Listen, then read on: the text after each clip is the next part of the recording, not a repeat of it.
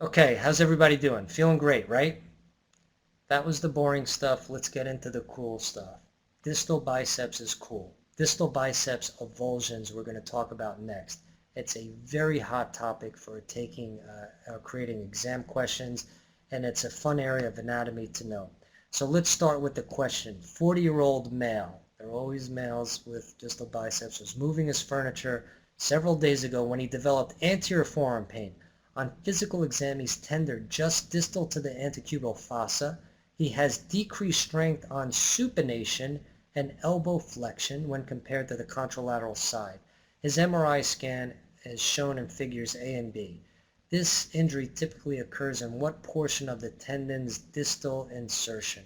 So this question's too easy. We know this. We don't even need to look at the MRI scan. But here's the MRI scan as they show it, and really it's this view that in this case is an axial view, and we'll go over some different views where you can see the bicipital tuberosity and the biceps coming in and having an injury in that area. So here's the bicipital tuberosity, here's the biceps tendon, here's the signal around it.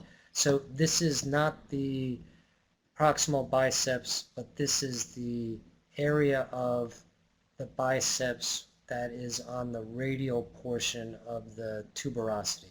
So MRI scan can be helpful with a partial tear of the distal biceps. This is what a patient looks like who gets proximal migration. The biceps jumps all the way up from here up to here. This is the Popeye sign with the complete distal biceps avulsion. You can have partial injuries where you don't get that proximal migration. Sometimes lacertus fibrosis, which is anatomy here, is attached to the biceps and doesn't let it come proximally. And so let's look at the anatomy, and this will help us understand it. Distal biceps tendon rupture represents about 10% of biceps ruptures. That means that the proximal happens more often, proximal biceps ruptures. This is the distal biceps ruptures, and it's most commonly men in their 40s. And the risk factors you can see here, anybody who's working out and putting a lot of stress on their tendon, particularly people who are using performance-enhancing drugs. Smoking, as we know, has a bad effect on tendons. Hypovascularity has been noted in this area, just like other areas where we have tendon injuries. And there's intrinsic degeneration. There's anatomy here where you can get abutment against the ulna, almost like impingement in the shoulder. The mechanism is an excessive eccentric tension as the arm is being forced from a flex to an extended position. So you're skiing, you pole plant, and then all of a sudden your elbow extends, or you go to lift something up, or you go to grab somebody and help them from who might be falling to the ground to help them, and then you unfortunately get these injuries. So it's in an area where there's not great blood supply, and we talked about that mechanical attrition. So it can lead to symptoms of median nerve compression if there's local swelling in that area. And another example of if you know the local anatomy and the nerves, you can predict what kind of nerve issues you can have with some of these conditions. So here's the anatomy in more detail. It inserts onto the radial tuberosity. The median nerve is the most medial structure. The brachial artery is in proximity along with the biceps tendon. The radial nerve, we need to know this, is the most lateral structure, and there's radial recurrent vessels. So the biceps tendon also has two distinct insertions. Sometimes you get a partial tear and you only have injury to one of these insertions. So the origin of the biceps up proximally coracoid process, and you know that there's a flexor activity at the elbow as well as supination. So let's say that again. The biceps is a better supinator as any other muscle. If you lose your biceps, you're going to lose supination strength. And that's because it's off the axis of rotation. So if this is the radial head right here, and you got a biceps that's inserting off of the axis and you pull on it, it will rotate the radius. It's a very fun type of anatomy with the elbow. It's a hinge joint, but that pronation supination with the biceps makes it a very interesting joint. So I mentioned the lacertus fibrosis. It's distal to the elbow crease. The tendon gives off from its medial side along the bicipital aponeurosis and then goes into the biceps fascia. So sometimes an intact lacertus will stop that migration of the biceps after it's torn from going all the way up the arm. So lacertus passes obliquely across the cubital fossa, running distally and medially. This anatomy here is also interesting because this lacertus can compress on the median nerve and you can get some median nerve symptoms. So don't mistake it for an intact distal biceps on clinical exam. That's the lacertus. So any patient who comes in who's male, he's 40, and it says, I felt a pop when I tried to do something with my elbow, and they describe something that was an eccentric load, and if they have weakness and pain, primarily with supination, you can make the clinical diagnosis even if it hasn't migrated all the way up the arm. You may see that all the way up the arm, like you see here, that reverse Popeye sign where you see that Popeye muscle go all the way up the arm. Definite change in contour. This is an easy visual diagnosis. And then on exam, you'll see profound loss of supination more than flexion strength. In fact, this is a common question. This is a very common question. The question is, do you lose supination strength and how much? And you'll say, yes, I lose supination strength about 40% of supination strength. Okay, so here's the provocative test. This test has become a fun test to do. This is one where it's fun to do on your own. So if you guys can see me, if you have your elbow, you can hook your elbow in a way where you put your finger and you can feel your own biceps here. That is the hook test. Elbow flex, your shoulder in this abducted position, and you keep your thumb up and you bring your index finger from the outside and try and hook it. So this is the finger going around from the lateral side, and you hook the biceps. If you hook it, you know that it's not a complete tear. It may still be a partial tear. So here's the false positive, partial tear, intact lacertus, and sometimes you're mistakenly palpating or hooking the brachialis tendon. So as you get used to this examining intact tendons, you'll get very good at it. So you can get this green highlight right here, 100% sensitivity and 100% specificity.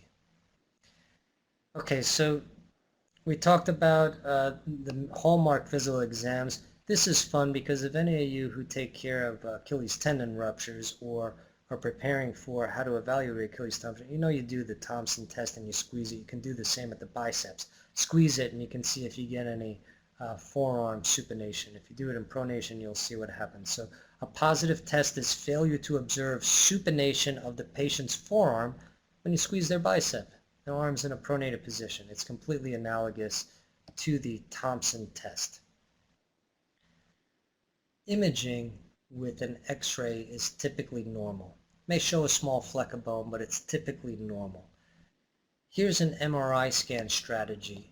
The MRI includes the patient being positioned with elbow flexion, shoulder abduction, forearm supination. This will increase the sensitivity. In fact, it's called the Fabs view. F for flexion, A for abduction, B for abduction, and S for supination. And that can help you especially distinguish a complete tear and a partial tear. So I actually always do an MRI of the elbow with a Fabs view when it's rule out biceps tendon tear, especially those partial tears. This is what it looks like on MRI scan. We saw this before. Bicipital tuberosity, this is the ulna. You see the signal characteristic here and the loss of the dark tendon attachment. This is what it looks like here. This tendon looks like it may have been tendinotic before it lost its attachment onto the tuberosity on this sagittal MRI scan.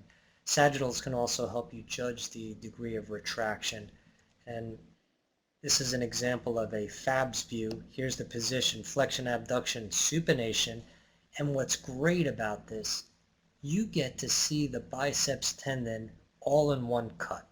It's like an ACL of the knee, so now we get to see it in one cut, and it's much easier to distinguish the injury characteristics when you have it imaged in that way. Non-operative treatment is supportive treatment followed by physical therapy.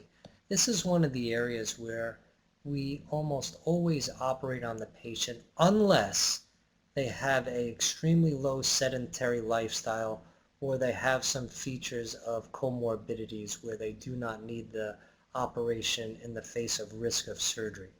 And so what happens with non-operative treatment as you lose supination strength, you see 40% supination strength 30% flexion strength. So you lose more percentage of supination strength than flexion strength.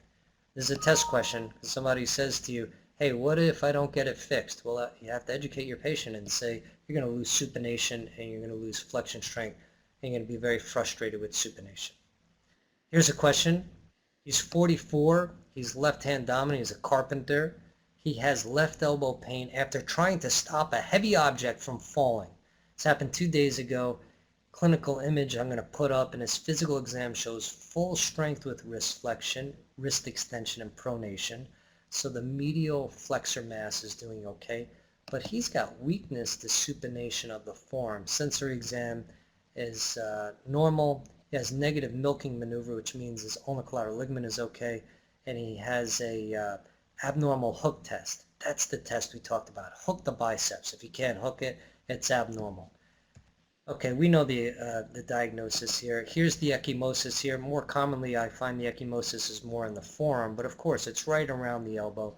The x-rays look normal. So what's our diagnosis? We'll go back here. This is, of course, distal biceps tendon avulsion.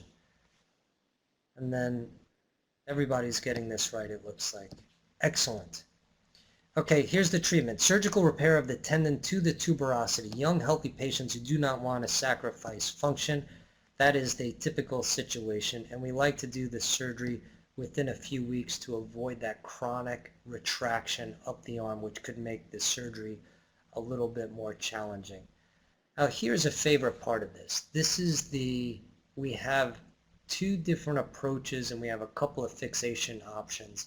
And there's going to be questions on the approach because they have individual complications.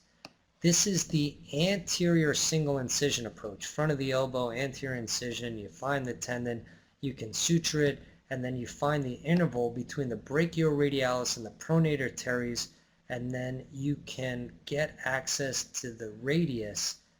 But here's the issue. The PIN is in proximity and it has to be gently retracted radially to get to the tuberosity. So the question is, will you get a PIN problem? And it's because of forceful lateral retraction. The arm is positioned in supination to deliver the biceps to the anterior part of the elbow. So here we go. Complications: injury to the lateral antibrachycutaneous nerve. That lateral antibrachycutaneous nerve is the most common that's injured from traction. That's the most common problem. Consequence is low. It's usually transient, of course. Goes away in a few weeks.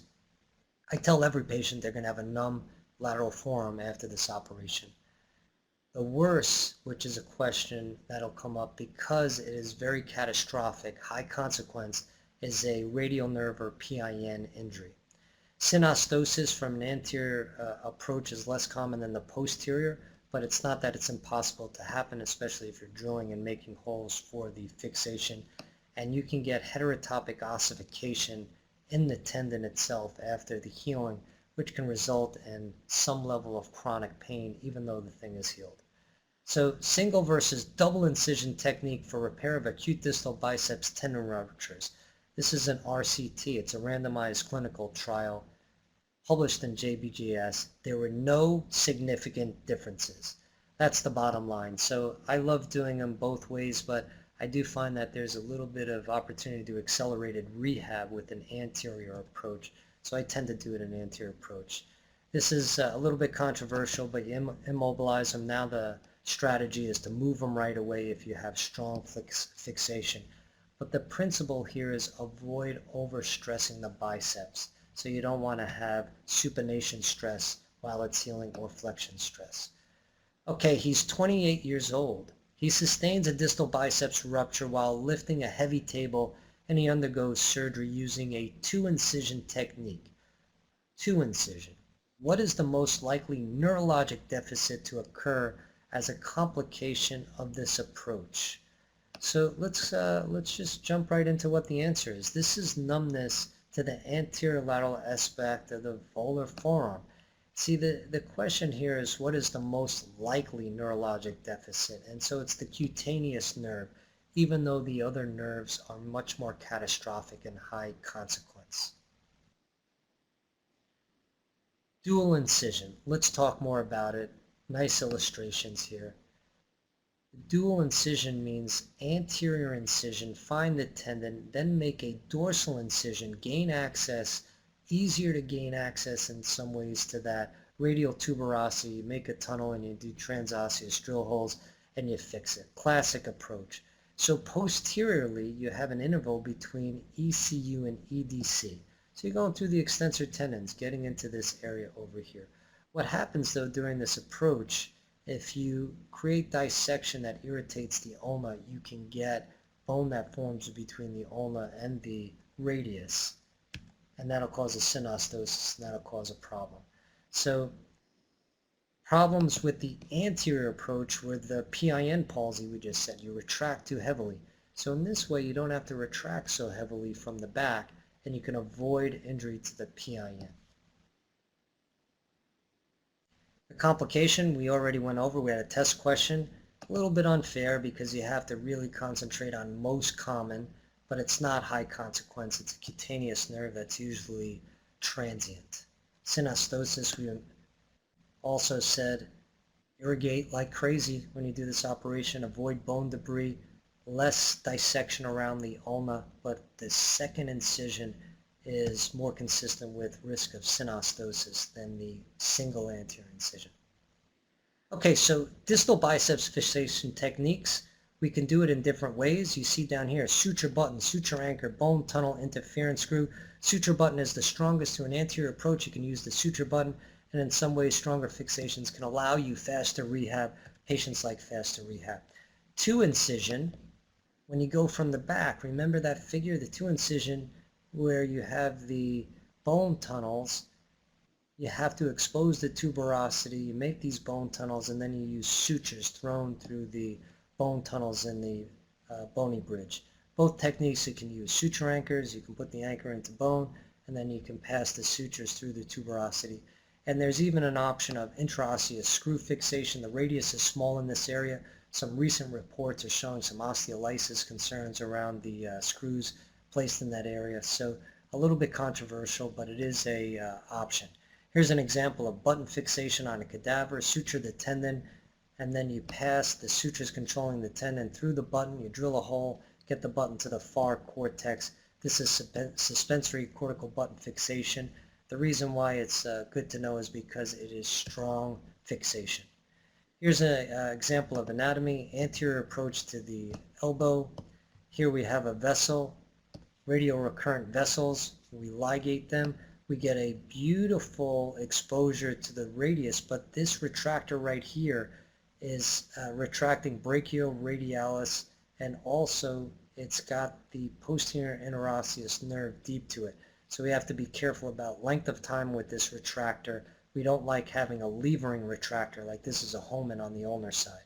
We get exposure like this, then we can place a pin, drill a socket, use our button, and then we can pass it to the far cortex. We tie the sutures, we irrigate like crazy. Here's something interesting. Chronic rupture. What happens? The patient gets to you late.